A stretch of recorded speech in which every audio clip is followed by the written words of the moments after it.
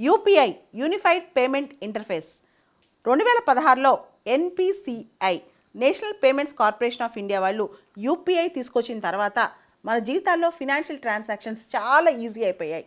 Real time transactions అనేవి చాలా ఫాస్ట్గా అయిపోతున్నాయి అనమాట. క్యూఆర్ కోడ్ని స్కాన్ చేయడమో, మొబైల్ టు మొబైల్ ఇన్స్టెంట్గా డబ్బులు పంపించడమో, ఏదైనా సరే చాలా ఫాస్ట్గా వెళ్ళిపోతుంది అనమాట. ఇది 2016 నుంచి కూడా యూపీఐ వల్ల మనకు సాధ్యమైంది. కోవిడ్ టైంలో చాలా ఉపయోగపడింది ఇది. మనం ఫోన్పే, గూగుల్ పే ఇవన్నీ కూడా యూపీఐ నెంబర్ మీద ఆధారపడి ఉన్నాయి. అయితే ఈ యూపీఐని ఇంటర్నేషనల్ యాక్సెప్ట్ చేస్తే ఎలా ఉంటుంది? ఇదే అద్భుతమైన అంశం అనమాట. కొన్ని దేశాల్లో ఆల్రెడీ భారతదేశం యొక్క యూపీఐని యాక్సెప్ట్ చేస్తున్నారు. Bhutan, France, Mauritius, Nepal, Singapore, Sri Lanka ఇలా. రీసెంట్గా ఒక గుడ్ న్యూస్.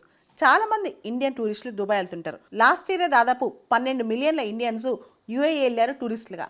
సో వీళ్ళకి చాలామందికి డ్యూటీ ఫ్రీ షాపింగ్ చేస్తూ ఉంటారు. అయితే రీసెంట్గా NICL national Payments Corporation of India international payments limited వాళ్ళు వెస్ట్ ఏషియాకి చెందిన ఒక పేమెంట్ సొల్యూషన్స్ సంస్థతో ఒక అగ్రిమెంట్ చేసుకున్నారు. దాని పేరు మ్యాగ్నతి. ఆ సంస్థ పేరు మ్యాగ్నతి అనమాట.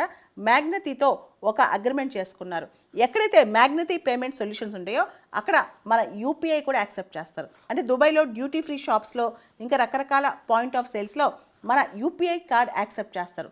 మనం క్యాష్ తీసుకెళ్లకుండా దుబాయ్కి వెళ్ళిపోవచ్చు అనమాట.